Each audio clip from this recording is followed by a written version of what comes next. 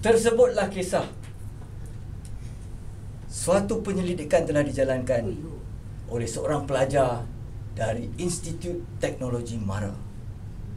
Beliau telah menyelidik dan mendapati 90%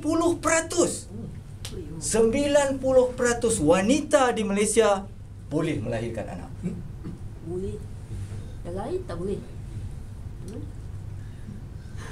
Boleh tak? Bercakap tentang kenangan, saya pergi kembali kepada sumber maklumat tadi, dan ITM tadi telah menjadi UITM, dan saya terjumpa satu lagi penyelidikan bahawa seorang manusia yang normal boleh mengingati kenangan manis atau pahit seawal umur 6 tahun.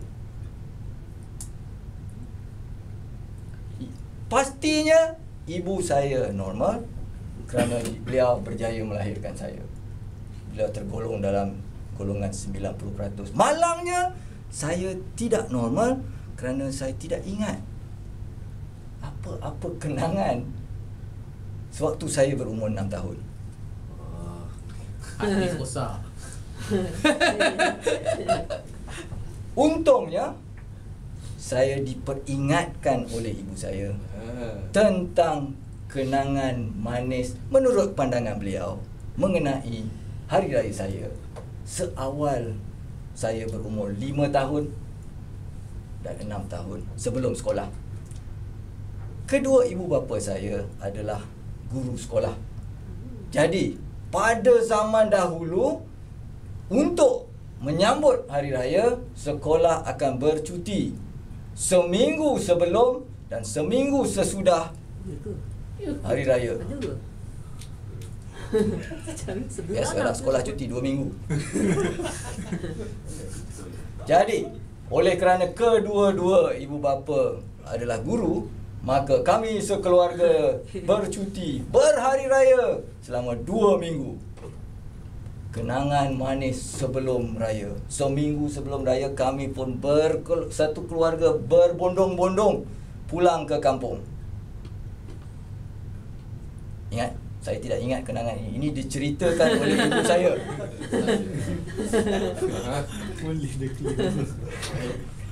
Apa yang manisnya? Balik ke kampung seminggu sebelum raya. Sebahagian cerita telah diceritakan oleh rakan-rakan kita.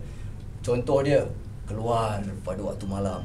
Sewaktu orang dewasa ke surau, ke masjid untuk sembahyang sunat, kami kanak-kanak yang belum bersekolah ini, yang berumur 5 tahun, 6 tahun akan keluar juga, tetapi sebahagiannya menjadi hantu, mengacau orang, sebahagiannya bermain bercun dan bunga api, menjadi hantu juga, hantu api. Yang lain-lainnya merayau-rayau, berjalan-jalan di dalam kegelapan kampung. Ingat, waktu itu kampung gelap, tidak ada elektrik. Jadi sesiapa yang mempunyai lampu suluh, dialah tuan besar.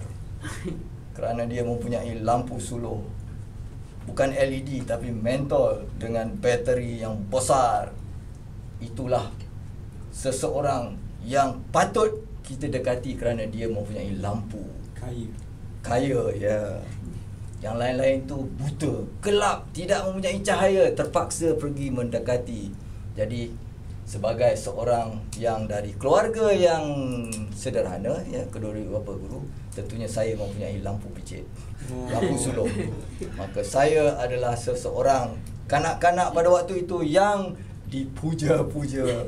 Sayalah yang dikenali ramai. Semua sepupu-sepupu saya dan kanak-kanak di kampung itu ingin berkawan dengan saya. Wow. Tentunya itu satu kenangan yang manis. Ini ikut kata mak lah. Ikut kata ibu saya lah. Kata mak lah. Nak mak tadi. Ya. Dan apabila tiba malam raya, kaum ibu sibuk membuat kuih. Kaum bapa di luar memasak lemang, membakar lemang, membakar lemang. Dan saya teringat juga akan ketupat lemak. Tuan-tuan ingin tahu apa itu ketupat lemak? Tadi dah bagi tahu. Ketupat lemak. Tadi dah bagi tahu ketupat lemak, nak tahu lagi? Tak payah dah tahu dah. Lain tu. Dengan lemak, ketupat lemak. Okey. Adalah seorang sepupu ini, kecil juga. Beliau ingin membantu, maka ingin membantu membuat ketupat. Dan kita pun tahu betapa sukar dan rumitnya untuk membuat ketupat. Menganyam ketupat. Maka sepupu saya ini yang kami panggil Kak Yong pun menganyam ketupat. Dari belakang tiba-tiba ibunya menjerit, "Yong!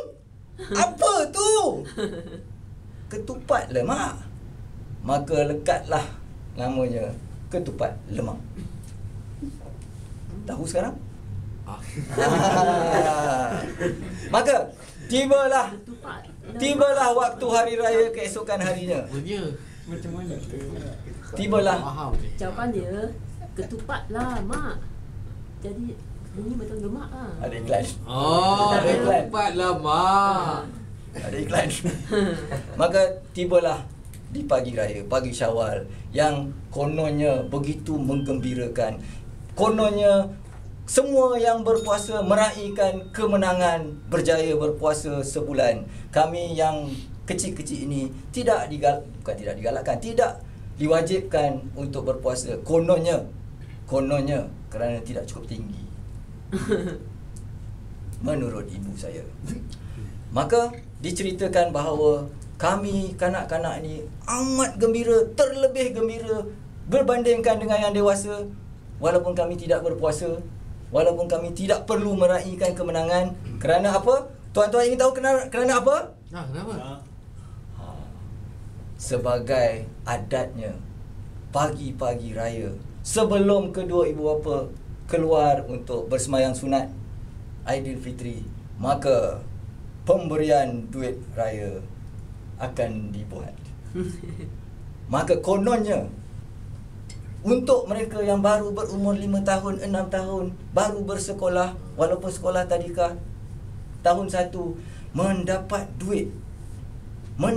duit yang besar, lebih besar daripada duit siling yang selalu diberi sebagai duit belanja sekolah, adalah sesuatu yang membanggakan. Walaupun RM1, tetapi ia duit kertas, duit nota besar berbandingkan dengan duit siling. Walaupun duit siling itu besar juga, 50 sen. Maka itu kononnya menurut ibu saya adalah sesuatu yang menggembirakan, sesuatu yang disebut-sebut sepanjang hari, menjadi kenangan yang manis untuk hari raya. Dan kemudian seminggu selepas hari raya, maka bermulalah ekspedisi mengumpul harta dalam bentuk duit raya. Maka kami kanak-kanak ini pun berderet-deretlah bagaikan itik pulang petang, dari rumah ke rumah, dari orang dewasa ke orang dewasa, meminta tanpa segan silu akan duit raya. Kononnya, menurut ibu saya lagi, itulah kegiatan yang begitu menggembirakan, itulah sesuatu yang menjadi kenangan yang diceritakan tidak habis-habis kepada rakan handal di sekolah apabila kami mula bersekolah semula. Itulah dia kenangan manis hari raya untuk saya, seperti yang diceritakan, seperti yang diingatkan kepada saya oleh ibu saya yang normal kerana boleh melahirkan saya, kepada saya yang tidak normal kerana saya tidak ingat langsung kisah-kisah tersebut. Saya harap ia adalah cerita yang benar. Jika tidak, maka saya telah tidak membenarkan cerita ini kepada saudara-saudara sekalian. Minta maaflah kalau ianya benar-benar tidak benar. Tetapi saya yakin ianya memang kenangan manis untuk saya. Sekian.